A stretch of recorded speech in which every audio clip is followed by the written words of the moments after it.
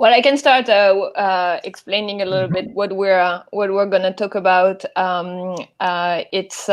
So we started ETHLocal, and this is pretty much the story we're going to tell you on how we arrived at the idea of ETHLocal, and how we met you guys from DFO Hub, and to really like the highlight of the first thing that the first project that we launched with ETHLocal is a first round of residencies for developers. So I'm just going to say that so that you stay until the end and know the details. But I think this is quite a story that, you know, it's a little bit of a silver lining of COVID-19, and sort of.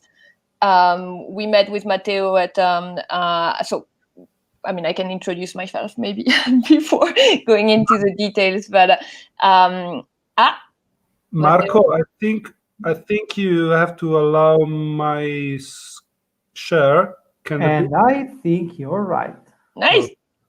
And we can still see you. Okay, cool. Okay, I'll keep it like this if you don't mind. Is it okay? Yeah, sure. No worries. Okay. All right. This is the first slide. Whoop whoop. It looks really cool. So this is the place for developers. Sorry. This is the place for developers. I like it. It's let's say that as long as me and Fanny have sadly no coding deep skills, but we are aiming at developing those, of course, in time. But we wanted to kind of game design something in real life with existing communities based on our understanding and the tools provided by DFO and the Ethereum community and all the partners in the Ethereum ecosystem. Some sort of game that could create spin-offs of development on a larger scale, but focusing on local focus. So yeah, Fanny, all yours. Yeah, I think what's important is that I mean, yes, sure, we're not you know, developers. I mean, we work with a lot of them, but I think one thing that brought to the project is really trying to you know, link the blockchain world and the real world, and that's thing, like everything you're going to see is about like bridging the two communities, like grassroots communities and blockchain communities. So so it can be good sometimes not to have the very deep skills, you know, and see the big pictures. So so I think I mean, first to introduce myself, and then I'll let Matteo introduce himself. I've came to the blockchain world with by projects on NFTs, and especially on like art, like crypto art, and NFTs applications. And I'm now also heading communication for the Radical Exchange Foundation, which is not entirely like blockchain, you know, foundation, but is very deeply engaged in the blockchain community via Vitalik and Gitcoin and a lot of these partners. And so I think this is how we met with Matteo. Is we were both working on the exhibition that East Berlin 2 organized. I don't even remember when it was exactly. Now it feels August 2019. Thank you. And then that's kind of where we first like started a project, which was not ETHLocal at the time, but was Turin, which was gonna be a hackathon based on ESG and local application projects. And I think it's important to give you a few details about Turin before, because I think a lot of the ideas are rooted in that event for ETHLocal. Like Matteo is going to start with that background and introducing himself. Matteo, who are you? Yeah, I basically have linguistics education, and basically I played the musician's life all my life, and I was in Berlin when I was managing different communities of creatives and studios, and I started doing live streams for LivePeer, which is a decentralized transcoding protocol built on top of Ethereum. And for them, basically, we created a community channel in Berlin and started following the live streams of the Ethereum Foundation in Berlin, and then following up DevCon, DAppCon, and everything that followed. So basically, I became like an ongoing volunteer for whatever the Ethereum Foundation was organizing at the time. That's how we met with Fanny at ETH Berlin 2. And something that popped in our heads, but this is not purely our credit. It's that there are all the slow burners group involved in this. It's a private group on Telegram for over. For old people in blockchain. For old people in blockchain. And the bar is pretty low. I mean, it is like over 37 or 38.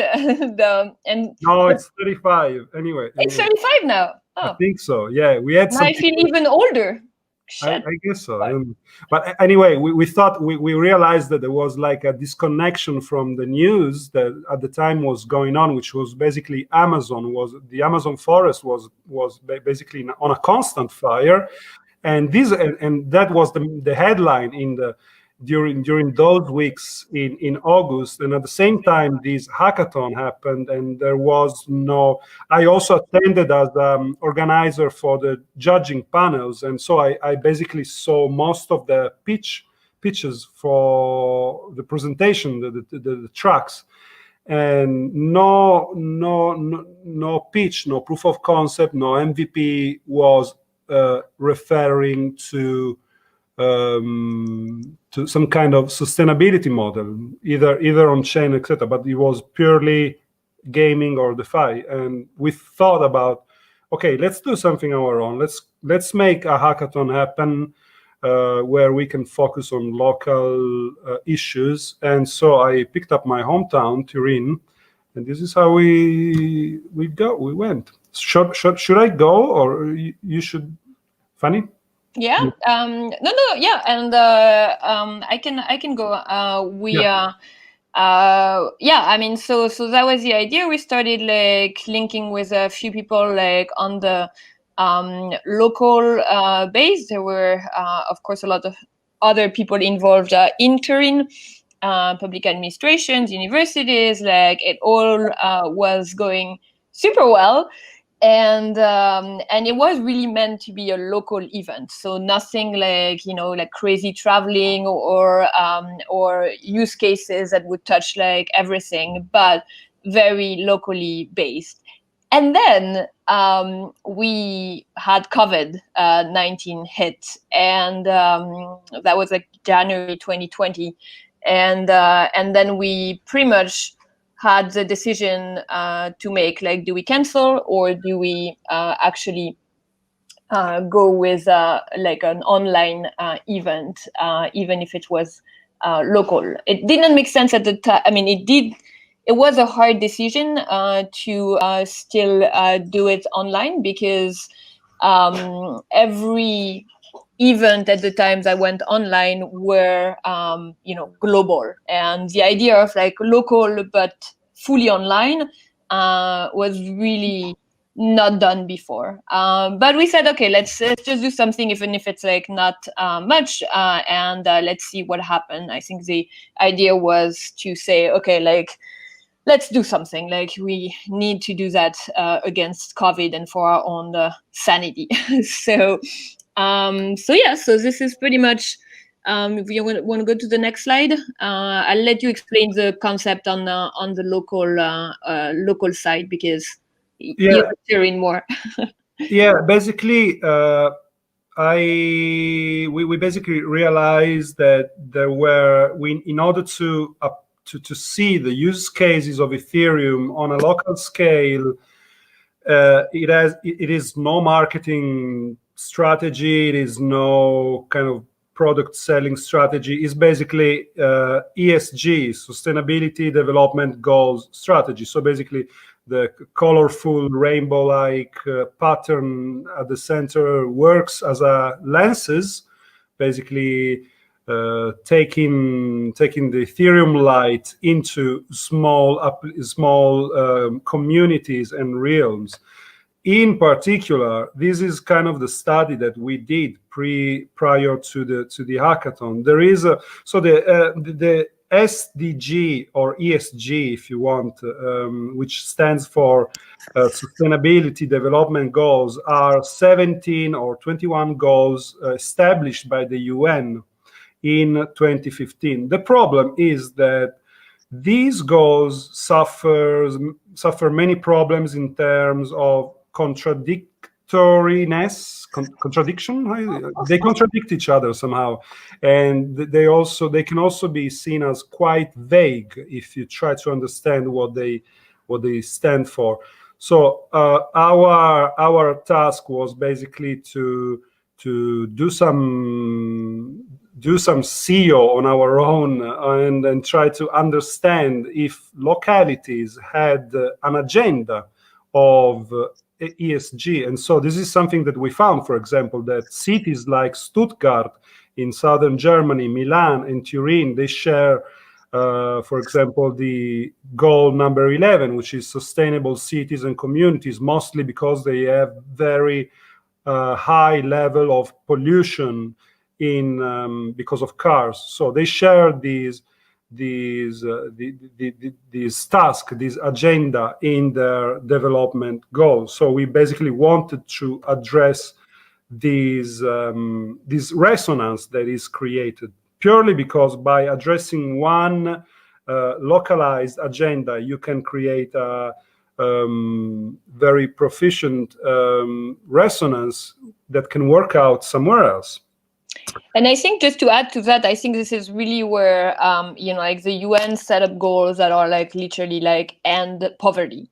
And you're like, all right, great. Where do we start? Because this is quite something to achieve. And this is very much like their top-down strategy that they put together, but which will not work if at the same time you have like the down to top or like, from the bottom up activities to complete it, and and this is exactly what we were trying to do locally, and with we'll talk more about that, but like cities, and Matteo, you mentioned like a few cities in Europe, but and especially in Italy, like these cities really took things in their hands to like not waiting for the centralized government to make things happen. So there was a lot of interest from Turin, from other cities as well, to help with setting up, concrete actions for these goals. Yeah, this is a pure representation of what we try to create. A holon, if you know holacracy, you know what a holon is. Basically, is a module of social innovation that is free from everyone else, but everyone basically pursue a common objective. So we identified that we could basically match the Ethereum community with the radical exchange theories and communities with the grassroots and local communities and create this little spot of innovation that we could work upon. And in particular, something that we wanted to create is a nexus between those who are called the digital nomads.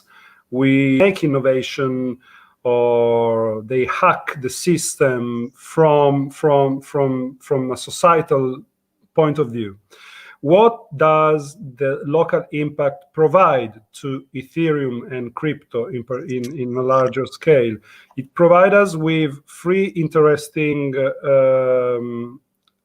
features of a habitat, which is offline social bonds.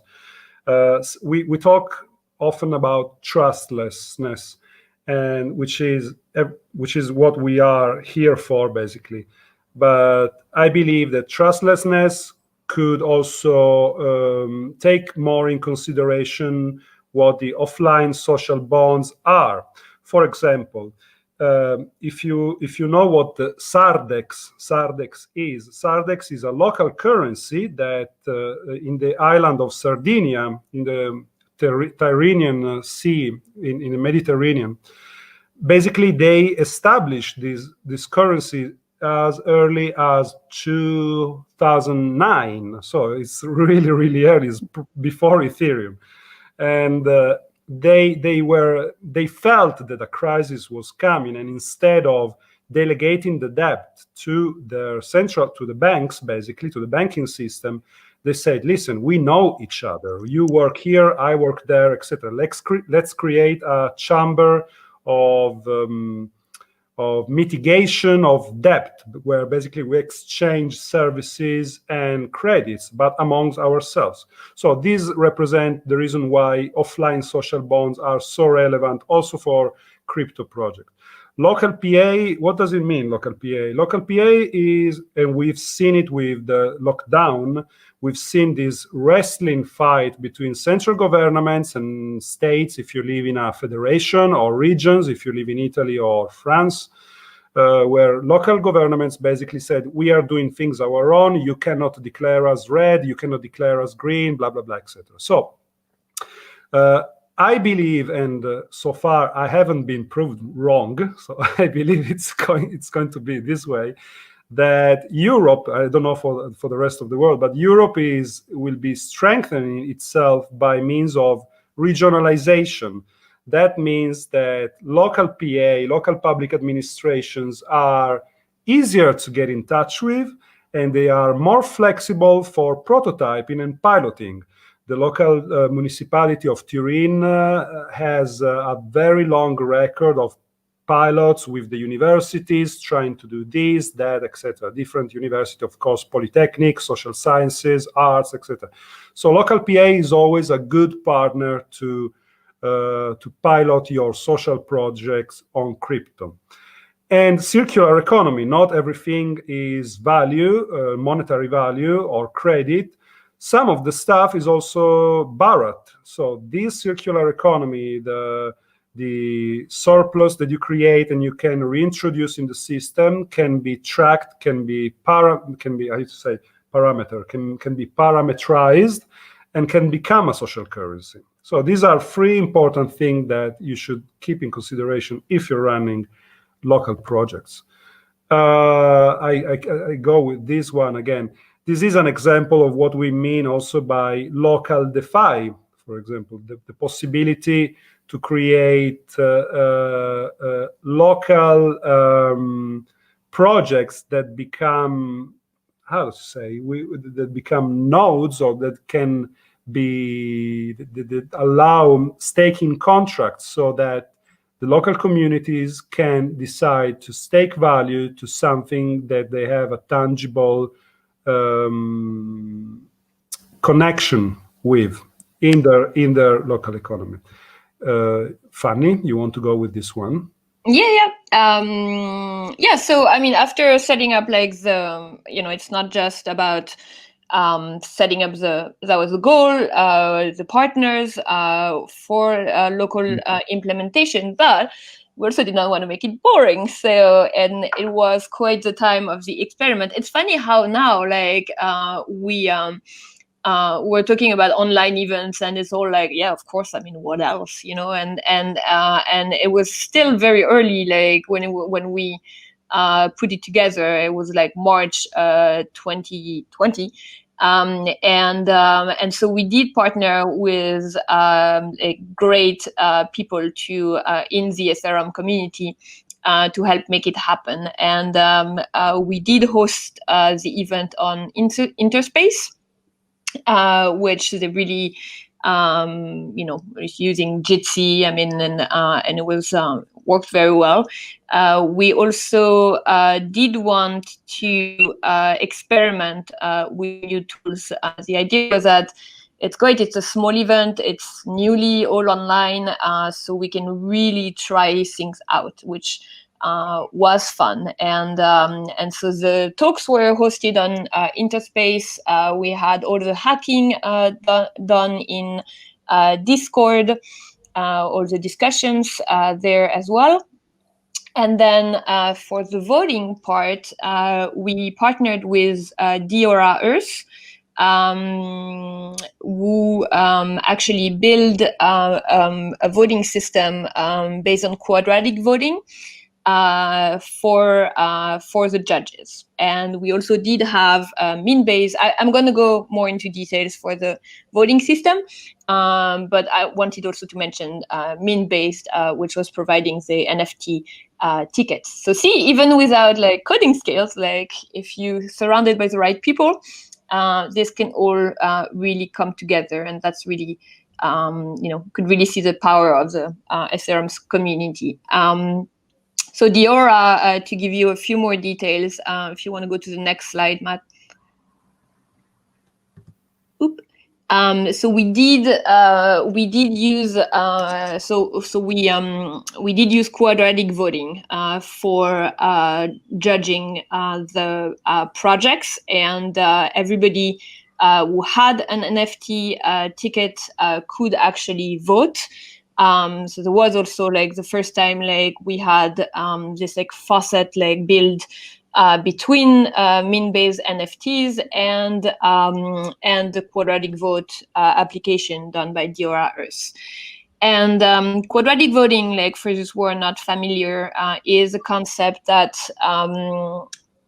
came along with Glenn Weil, who wrote the Radical Markets book a few years ago, and it's pretty much based on like the fact that it's not one voice, one person, one voice. It's you get like a credit, like for example, 100 voices and choices, and you can allocate one vote per for example, in that case, per project to vote for them. But if you really feel strongly about like a project, you can allocate more, but it will cost you quadratically more to put more voices on one project. And the idea is also like you can pick your favorites, I mean, as a list, not just one project, one candidate for that. So here you can see like the pretty much the votes like versus voice credits, and the voice credits is pretty much like this, what it costs people to vote for more than one vote on the people. And we did have like really good hacking happened during the weekend of the hackathon. Again, it was all online, like hadn't been done before. Gitcoin hadn't really done all their hackathons online yet. And we ended up with 9 amazing projects and a few like 3 winners for the first 3 prizes. Matteo, do you want to give some details on the winners? Yeah, I wanted to say that there are some open questions that the quadratic voting used, kind of the implementation NFT quadratic voting left open. Which was basically, first of all, we didn't try the negative quadratic voting, which is something that I'm very curious to see in general, let alone the normal political voting turn negative. If you are an undecided person and you don't want to vote for the party X or Z, but you know that you don't want to vote for the party Z, you should be allowed to vote -1 for that party. So this is something like we didn't test yet, but we are looking forward to see. And something else is that we were curious to see if the NFT holders, basically the ticket holder of the hackathon, could actually gain reputational credits by attending the workshops and the different talks during the hackathon, and maybe this way they could get some extra voicing credits. That's something that also we were wondering how to do maybe for the next time, etc.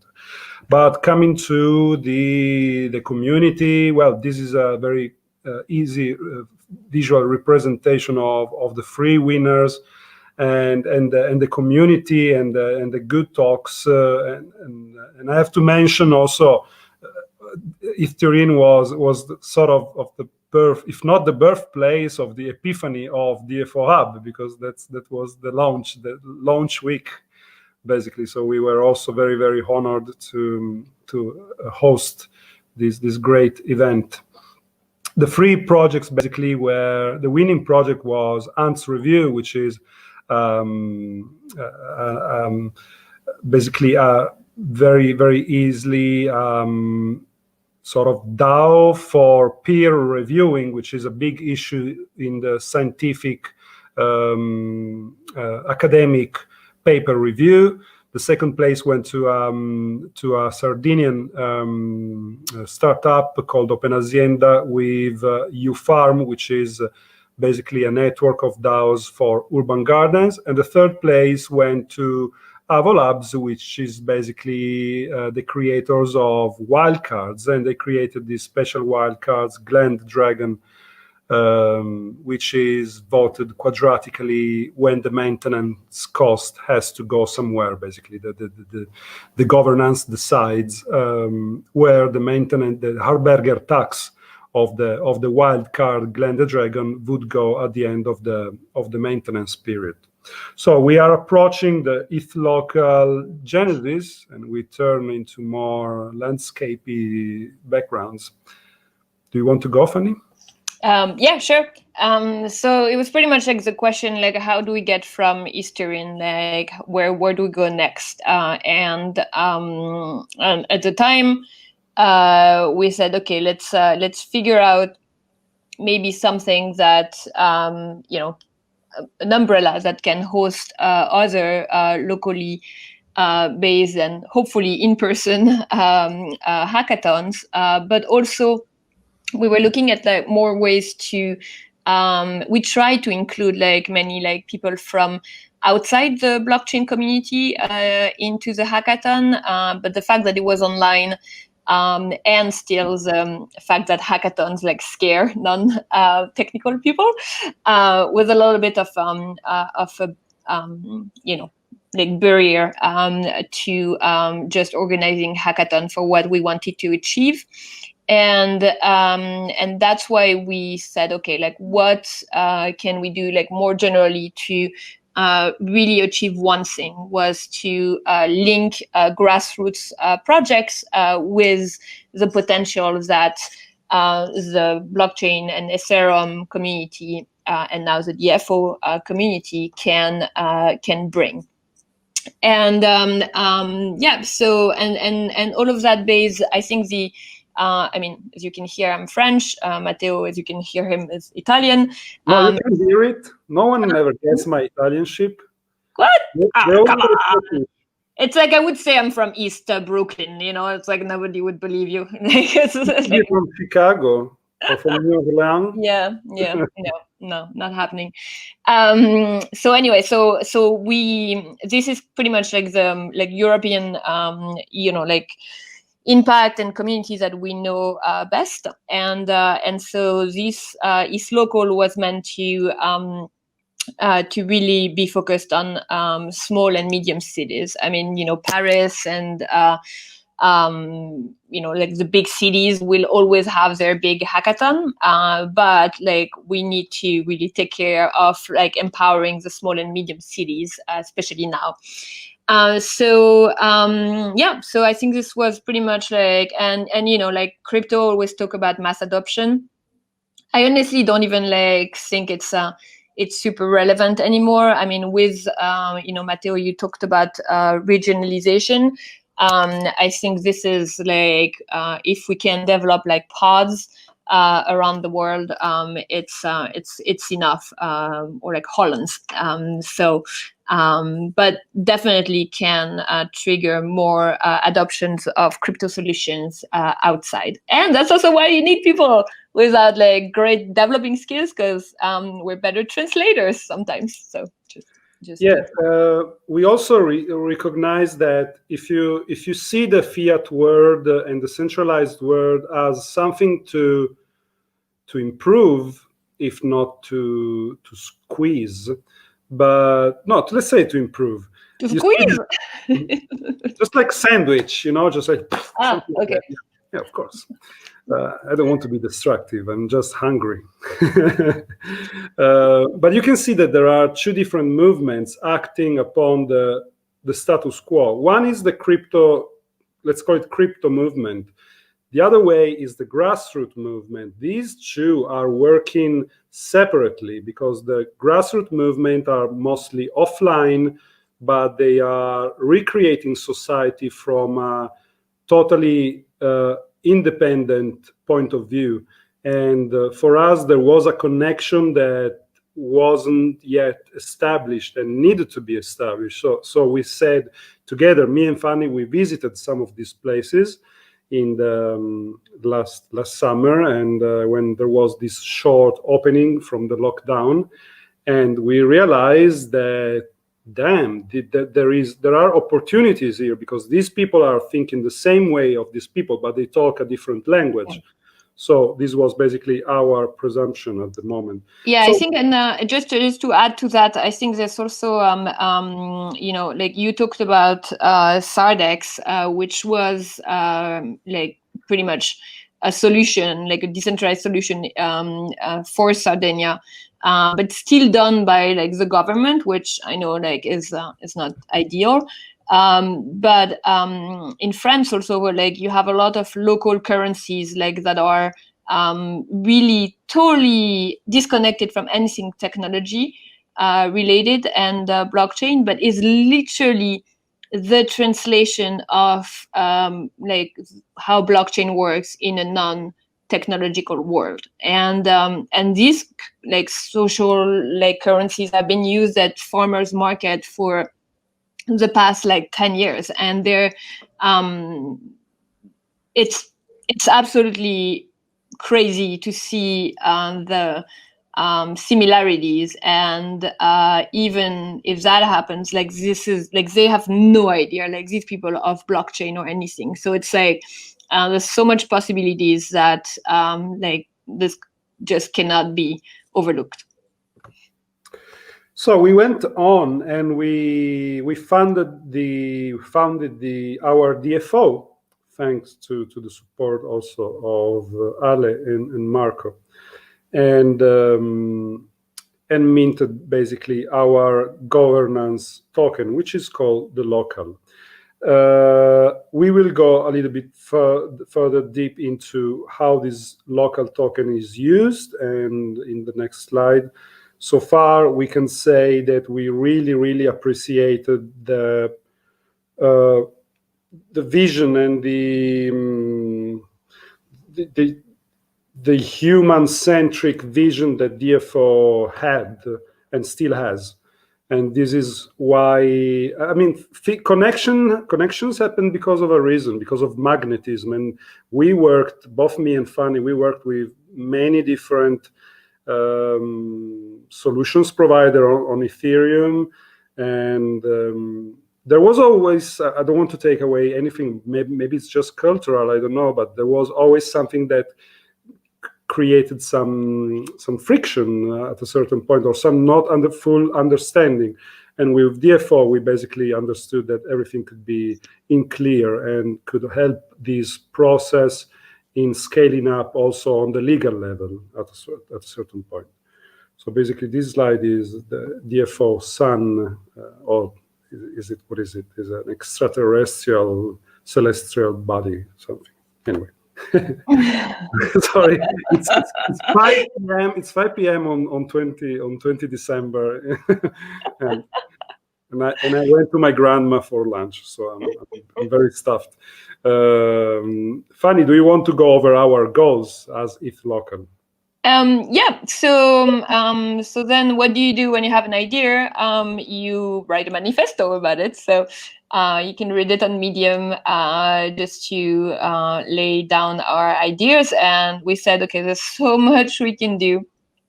Really, like so much, like so many possibilities that that we really need to focus on a few things. And even if we tried, I mean, we still had like 4 or 5 goals in place. So I think there's definitely the idea of assisting via like operational help and fundraising projects with a local scope. So I think this is pretty clear from what we went through. We also wanted to organize and help organize Ethereum events like in local places, so much more on the educational level. All of that goes through education. And then like really like launch a network of residencies for the Ethereum community. So the residencies will go in more details in a little bit, because that's really the next step after hackathons that we wanted to do with a network of residencies that already exist, and probably as a next step, like with residencies that are, our own. Yeah, that's what I have to say, but that's right. I'm sorry if you expected more. You can say Roger at the end, so I know that you're done. Copy that. Copy that, Roger. Okay. Yeah, we basically understood that we needed to create an experience as a launch basis for this DFO, and so we tweaked it into a sort of game style scenario that has to create some outputs, and these outputs will have their own value that the participants will share. So, Residencies round number 1. We are opening today. Wait, drum roll. What? I did a drum roll. Sorry. Oh my gosh. Fail, sorry. Anyway, continue. Yeah. So Residencies round number 1. It opens today on ETHLocal.co. You can have a look at them. There are all locations listed. So we have 6 locations in Europe who joined our call. We are very, very happy to announce them. And actually, these are 6 developers, are not 6, maybe there will be more. But anyway, these 6 locations in Europe, first of all, we will call them Citadels. And Citadels will host 1/2 developers each. And these developers will be Pilgrims. So these are sort of the roles that we are creating for these role game. So before you go to the next slide, Ale, like you said, I love your slides, guys. So to tell you the background of the slides, it's like I tried to like Google Pilgrims and Citadels and like make a little like diagram like in a white slide, and then Matteo went in and was like, just no, like and so I'm really glad you did, and that's why you have nice slides, guys. Not because of me. So, thanks to Matteo. I'll show you maybe one day, like the pilgrim, like very, very scary imagery. I found. No, it's okay. It's when it's nighttime, I work on visuals. Well, because of what the night brings. Anyway, so what's the basic rule of these residencies? Basically, Pilgrims will have to develop instances of Ethereum-based solutions specifically for the hosting Citadels and more in general for the ETHLocal network. That means that problems like zero knowledge, problems like custodianship and passphrases. All these is the core of the pilgrim's duty in a citadel. Of course, the pilgrim will be hosted for free at the citadel. We haven't mentioned that. It's not. We will open the page for submissions. Everyone is welcome to select to send a proposal for each residency, and if selected, if you will win the residency, basically you will be granted the staying, the 14 days or month in one case, staying at the residencies for free. So this is what we are providing for. And do you want to add something on the rules, Fanny? No, I think this is well, yes, on the concept actually, because there's that also came. So like the first step was an online hackathon. I mean, right now, like, okay, that sounds like pretty like normal, right? Like everybody is doing it, and Gitcoin is pretty much mastering like the technology around it. So I think this is how you adapt to COVID-19. Like the reason for these residencies is also like the fact that probably next year we're not going to go, and the years after, I mean, I don't want to plan the future, but we're not going to go back to like major like conferences. And even if we are, DEF CON is still planned for like to happen in Bogota. Well, I'm sure a lot of us will have difficulties like pay for the trip and not even saying the tickets. So the idea is that there are a lot of digital nomads in the Ethereum community who can afford to, without families or attachment to a place, we can afford to go 6 months in Japan, 6 months or like 6 months in Italy, and 6 months in other place, and pretty much move around like places. And that combined with the fact that there is something to say about less dense places after COVID. Like people want to kind of have retreats in places like the countryside, or like some less dense and calmer environments that really like called for doing more about Ethereum and blockchain in more remote locations and big cities. And Liminal Village in Italy, like we'll talk about it, they're part of the first round of residences, host already a lot of digital nomads like that. So again, going back to my silver lining of COVID-19, I think this is something that opened other models to grow. Right. Okay, so let's go down to the metrics of the game. So both Citadels and Pilgrims will earn progressive reputational skins. That means that first of all, ETHLocal, our DFO, will fund directly the residencies in stable coin, or in certain cases where the Citadel agreed, we will basically grant them our governance token. So we have some residencies who said, yeah, we like this concept of DFO. We are supporting our pilgrim. I mean, food and accommodation. We want the local governance token. Local governance tokens will be also given upon accomplishment of the residency, both to the Citadel and the Pilgrims, and will constitute the reputational level of the Pilgrim. So there will be certain milestones that both the Citadel reaches and Pilgrim does as well, where the Citadel will basically obtain certain upgrades like windmill power plant, these things that come from Age of Empires or these games, these strategy games.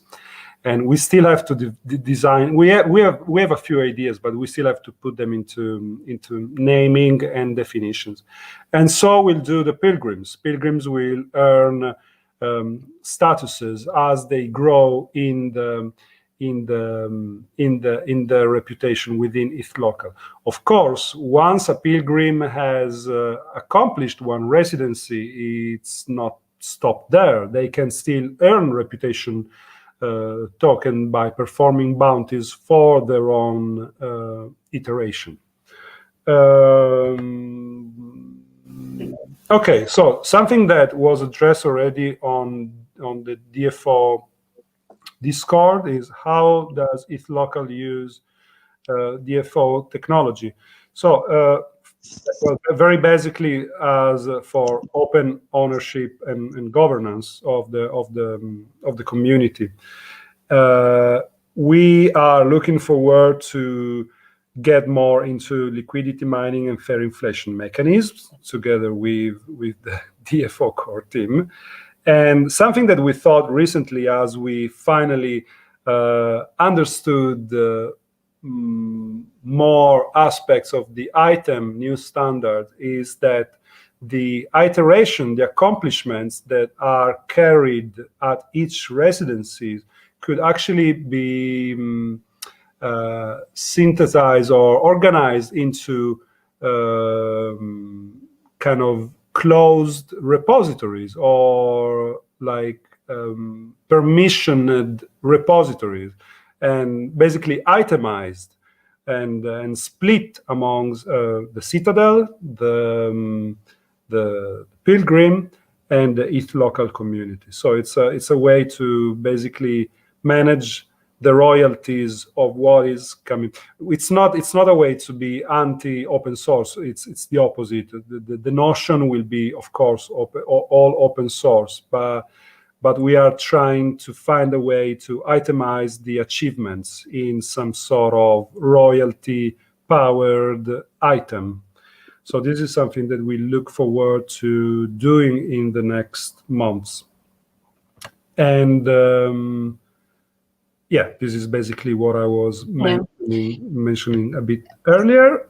One thing before we go to next, like one comment was from Walkabout was that he was a crypto nomad and not a digital nomad, and I think this is quite interesting comment because we're also looking to create more of a crypto communities in all these residencies, and as we're gonna show you like the different places who are a partner for this first round, they're already very focused on crypto projects, because the idea is also if you're a crypto nomad, like you want to connect with more people from the community while you're traveling, right? Like, I mean, this is already happening de facto, like with people moving from one city to the other, connecting with people like that in large cities, but why not like also benefit from smaller cities and the community? So I think that was important to write. Yes, and the financial aspect, you're right. Like that's the main difference. You're paid in crypto. Roger? Yep. Roger, yeah. Roger? That's sorry. Ale, you're still muted. Yeah. Second fail. I want to add that I after the COVID, obviously, I'm thinking about becoming something like a crypto nomad in the future. So traveling the world basically, and so I think it's one of the coolest things you can do in 2021. So yeah. Yeah, and I think this is something that, I mean, and we can't know, right? Like, I mean, right now we're looking at pretty much end of spring 2021, but the idea is also like these locations are also close to like they are close Ethereum communities and people living around there. So there's also the possibilities to to make these residences, with local travel or international travel. So depending on like what's going to happen. Yeah, cool. Right. So this is the map of our first round. We have one residency in Spain, one in Scotland, and 4 in Italy, 3 of which are in Piedmont, which is basically the region where I'm from, which is an interesting region because it's equidistant from most places in Europe. Turin is at the heart of Europe somehow, and it's quite of a magical point for history and heritage, etc. But the reason why we try to condense at least 3 residencies in Piedmont is to create these, to make it, first of all, European, so allow other nations as well, of course, but also to see what effect it could bring to iterate this program on communities that share also offline markets. So this is something that we wanted to try, and we are very, very looking forward to see what happened. So let's start with the community, with the Citadels that you will find at ETHLocal.co in our submission page. The first one is Acacia Hub, which is in Barcelona. Acacia Hub is basically a co-working space, but it's much more because they have urban gardens, they have an event halls, a hardware lab for Arduino, for various types of hacking, and of course they will provide for accommodation, foods, and they have 3 interesting projects, which is Green City Lab, Nave Free, which I haven't checked out yet, and now of the Hub. But if you go on their website, which is of course on our page, you will see that they are also fostering something called Ethereum-powered, which is basically a social network. It's something closer to the smart shop, as I intended from what Max was talking about in the previous talk. It's very interesting. So they are already crypto connected. They are already Ethereum connected. By the way, they are also Radical Exchange connected because Nicolini is part, if not leader, of the Spanish chapter of Radical Exchange. So this will be a very interesting residency to look after. Fanny, you want to go with the second one?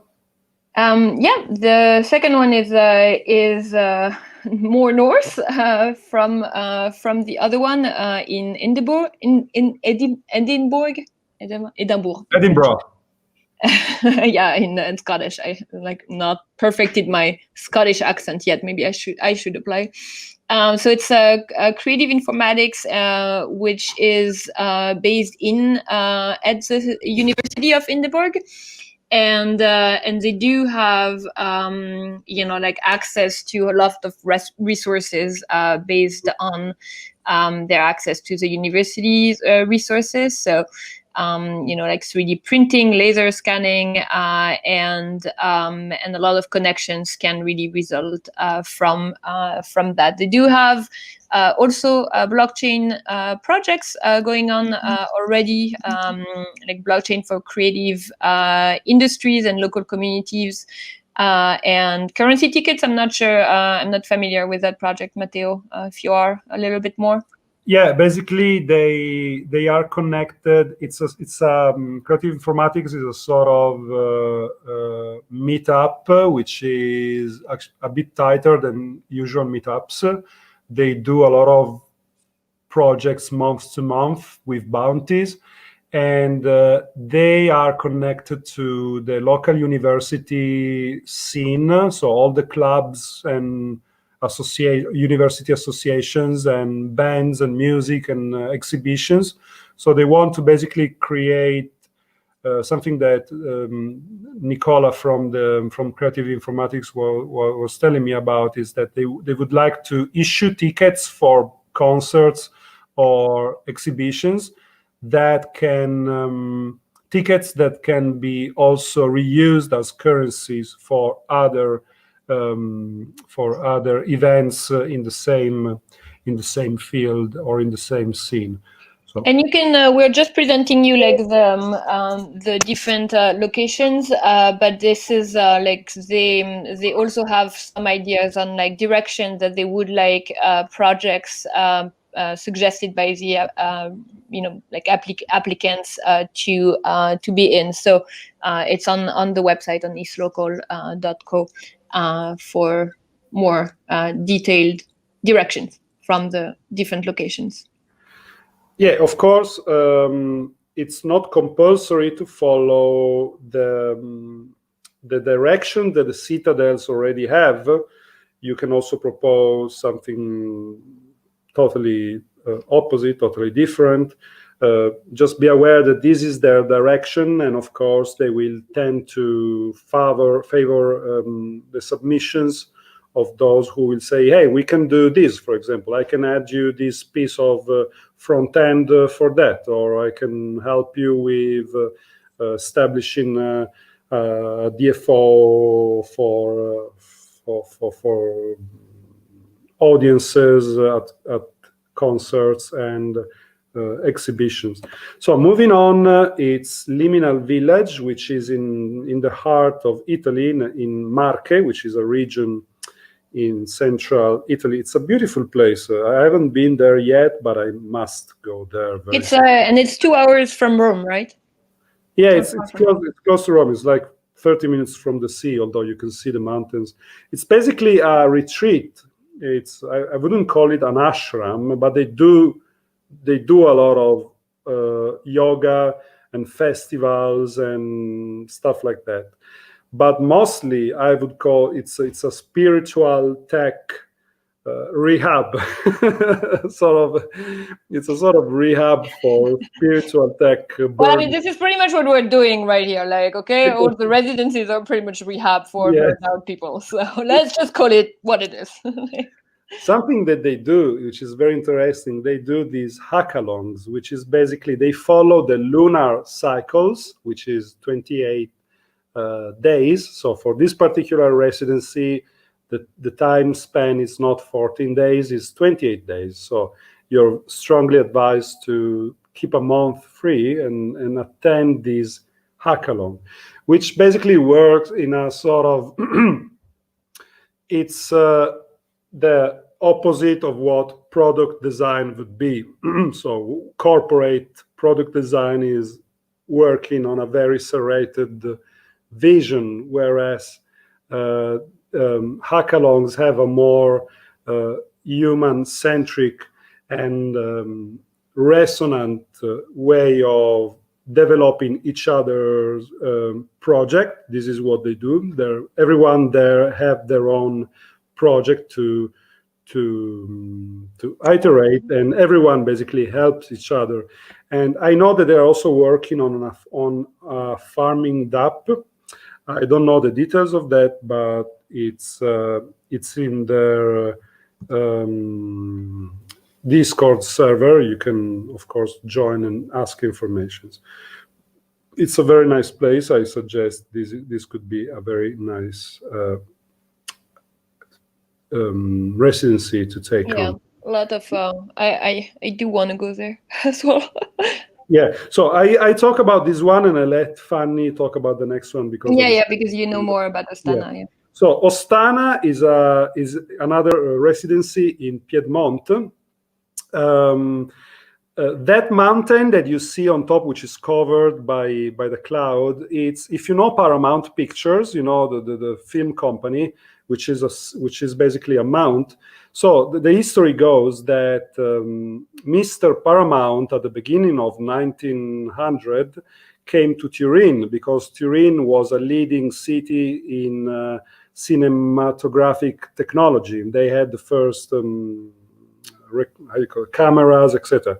So he came here for a fair and to see the products, etc. And he was stunned by the vision of this mountain, which is basically the symbol of our valleys here. It's called the Monviso. And that is basically the Paramount Mountain that you will be under. So Ostana is this berg just beneath this Monviso, this mountain. And it was abandoned for many decades until an enlightened person, a mayor, decided to take creatives, artists, designers, web developers, and recreate a community there. So this community managed to take some funds from the European Union. They renovated the whole place. They are digitalizing the old practices that the people had back in the 1800s, 1700 up there. And basically Ostana is multi-centric settlement in this region. And they are looking forward to create smart rural platform in the next year. So they already are participating in this international program of Smart Rural. I believe that the residency there will be focused on maybe providing some tools, some Ethereum tools, to their participation in the Smart Rural ecosystem. I've been there. The place is breathtaking. If you decide to go there, be aware that you will be amongst bears and wolves, because that's the fauna that they have there. So at nighttime, you have to close the town because wolves dazzle the streets and look for trash. So be ready for this hardcore experience. And now comes basically our favorite location, I would say. Fanny, your turn. Yeah. So Stonoven House is so just like also like one thing we haven't mentioned is that obviously we're this is the first round, but this is also locations we have vetted and been or know a lot of people who have been. So this is not just like random places. Just to say, we will support. We as early founders of the ETHLocal DFO, we will support with everything we can, of course. If there are some network or material, anything that we can do, there's a strong network supporting the residency. Sorry, Fanny. Yeah, why did you interrupt my comment? That's not related at all. Anyway. No, and one thing is one comment in code was it scalable, and I think as a franchise, this is absolutely scalable when you do have. I mean, I don't want to give the example of Club Med, but just for you to visualize it, like when you know the name, like you know what to expect, right? Like you have a different set of characteristics that you can expect from all places under one umbrella, and this is really the goal to extend and also to have ETHLocal owned residencies. I mean, I'm definitely going to open one in France and Matteo maybe in Italy. So this is also like things that can be done with partner residencies that already exist or new ones as well. And going to Stonoven House. So Stonoven House is they're dear friends of Matteo, and I've been also this summer, so I count them as friends as well. And it's really an art residency. They are really focused on attracting artists, but also digital artists and musicians like Matteo. You recorded an album there. So this is something that they're very focused on. Plus, they're really looking into more solutions to make their activity like more like rural and farm activity more sustainable. But this is in Piedmont. It's not even 2 hours from Turin, but it's really in the middle. You're in the middle of the mountains. There's hiking everywhere. I mean, this is paradise pretty much. And I assume, I don't know if you got more details, but projects they're looking for is more around like royalties for artists and things like that, like also for I believe everything that is also NFT, making, because their community is quite rich. You have at Stone of an House. I don't want to mention the new guests because there are some big names in the next months at Stone of an House. Otherwise, there will be like the fans moving there, etc. But they do have artists that featured at Tate Gallery, at MoMA, that visited there, and they left pieces there. So it's a big, or people that worked with Arduino and created some. What did they do? This robot flower that turns, which is basically self-sustainable and moves around looking for the sun. Well, it's for those of you who know the Plantoid project, that was an early sculptural explanation of DAOs. I think the flower is pretty much similar in the concept. It's an art that like actually explain more like technological concepts. Yeah. Also, something that they are interested in creating is trying to keep the network together even when it's apart. So even when the visitors are back at their places around the world, by creating a system of stake on location. So sometimes one time I was explaining to them how staking works on the blockchain, and they actually said, actually we could do it for this place because people come every year, so why, instead of having them pay every time they come, they could just stake some value to our. So this is the stake on location concept is something really, really interesting that could be developed here. The last residency is again is another beautiful place in a nearby valley from Stone of an House, and it's called La Crumière. La Crumière is an old factory that used to do some textiles for, the textile that you use for piano hammers, the feltro. I think I don't know the name. Felt, yeah, felt. Felt, yeah, okay. Yeah. So they used to do that there. The whole premise went abandoned for decades, and then they renovated it. Again, this place is basically empty. Nothing is happening there. So we got in touch with the local mayor, who said, we are very, very happy to welcome anyone who wants to help us with our projects. So what are the local projects at La Crumière? Which is basically a facility in Villar Pellice. Villar Pellice is the town there. So Villar Pellice this year was named Energy Community. What is this? Energy communities are law, basically, is a nomenclature, is a new status that the Italian state recognized with it's a new status that the Italian state granted some local remote communities in Italy. Energy communities can basically, just to make it short, they can manage electric energy their own way up to 200 kilowatt per hour.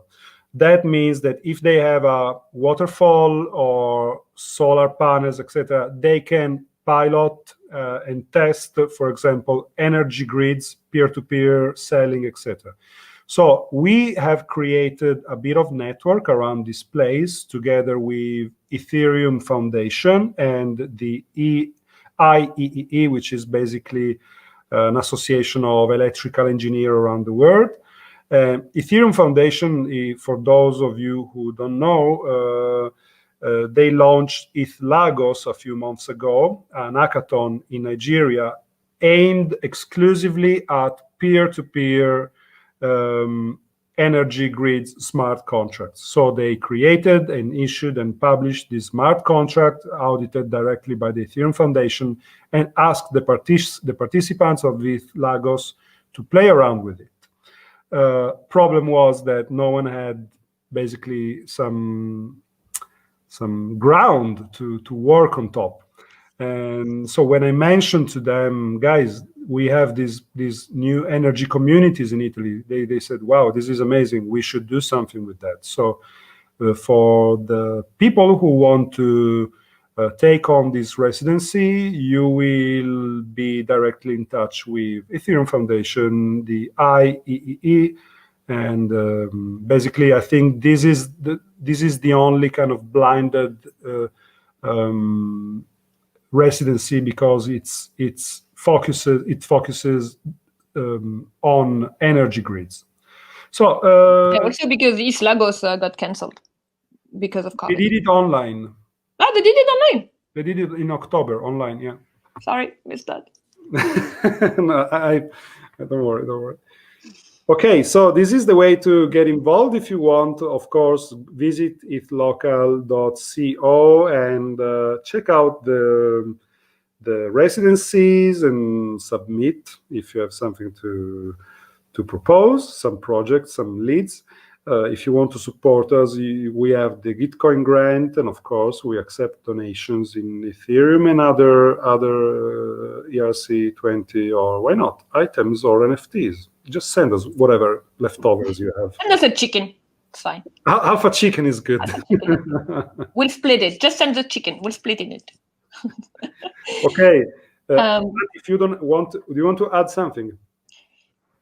No. I mean, you can go to the next slide. I think we have I had a question already in Discord that I said we would answer in person. But if Ale wants to say something. I don't know. I just want to say that it's in these days that in the ecosystem, everyone are focused on ethical things and online things like DeFi and so on and so forth. It's very interesting to see trying to do things in the real world, and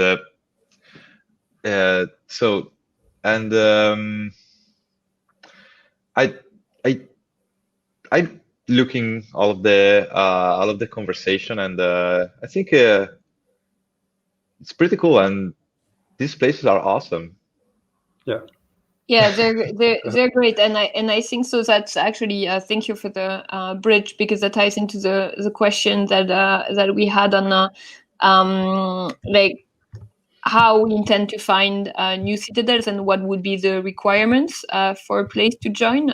So I think the new citadels. So there's two things. There's definitely more outreach on our end to places, to people we know who have been to these places. I'm currently based in New York, so there's a lot of places around New York, in the Catskills, in the Hudson River Valley, who do that. Not necessarily crypto yet, but this is something that if with our discussions, if some places also are not yet crypto focused but have interests, this is our job to pretty much give them the education, the resources, and material to get into to that. So definitely we have more spaces in the pipeline in the US, in Germany as well, and we're gonna actually after the first round, we also have a map on ETHLocal website where people can actually like, if you know of like places like that, or if you have a place like that, I think this is you can record that place there, so we can get in touch. Yeah. Also, these are the beginning 6 residencies. It might be that there will be some add in the futures, because we have talked about this program to some people, and I received some letters of interest from this is a news for you, Fanny. Also, there's an astronomical observatory in Austria, which is called Vega Sternwarte, and they have the ultimate generation lenses of all Europe. And it's an open source laboratory where basically you can book the observatory for a day for free. Basically, you have the staff there, and you can conduct your own research. So they are looking forward to, to get stuff done, and they said that they would really love to have someone from the Ethereum world to strip something there. And one thing that we're trying like right now is because it's a stay, right? So it's I think the places have to allow for accommodation and feeding the people who stay there, and really be focused on a local impact or something that is related to a local use case. So as we mentioned, there can be energetics, there can be like the artistic community, it can be anything, like but with a real world application.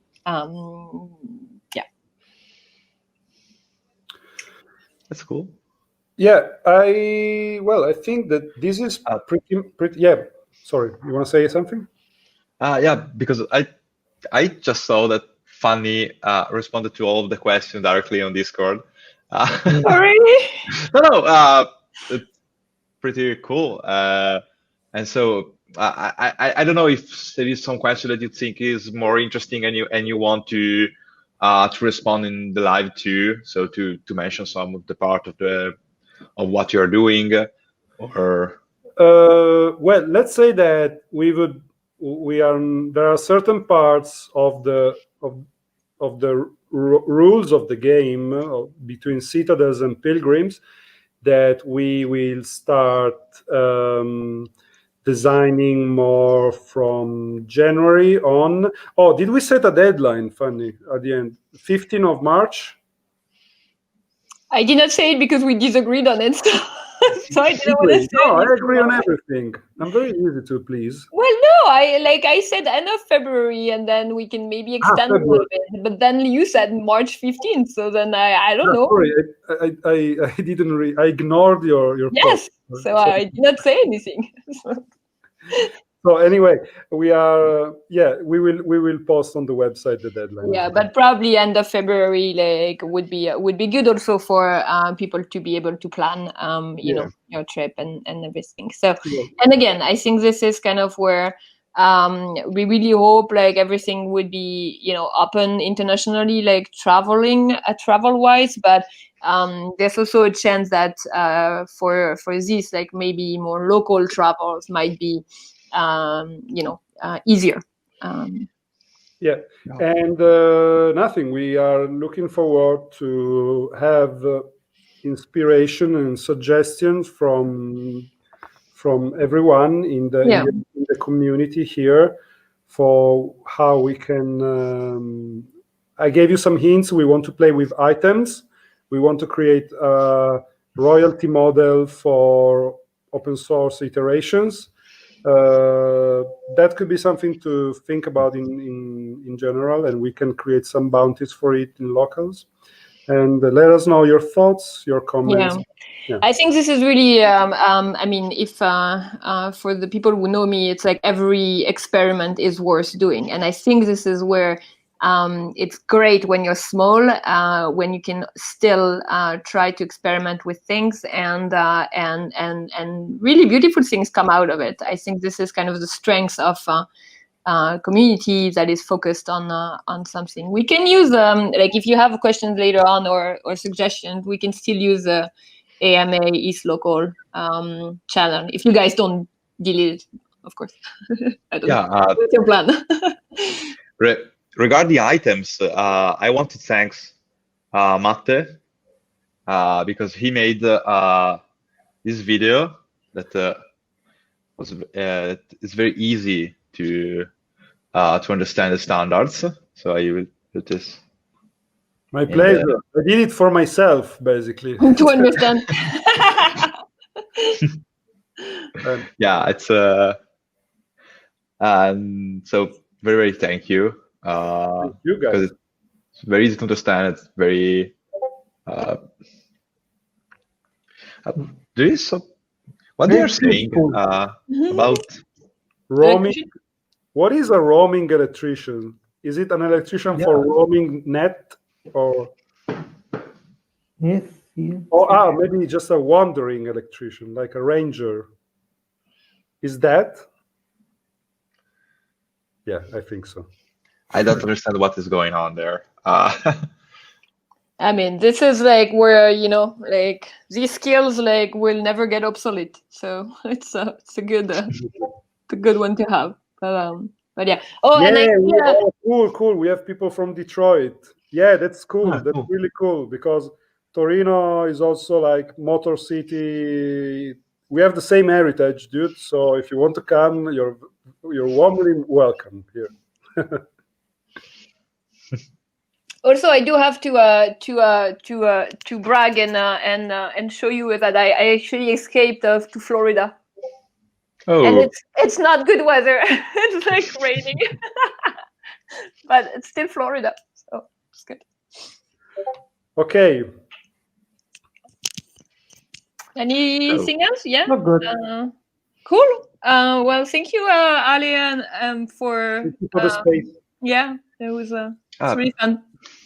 Thank you to join us. Oh no, wait! We have to shield your after party with Matteo as a guest star. Oh yeah. Yes. So let's focus on Matteo for a moment.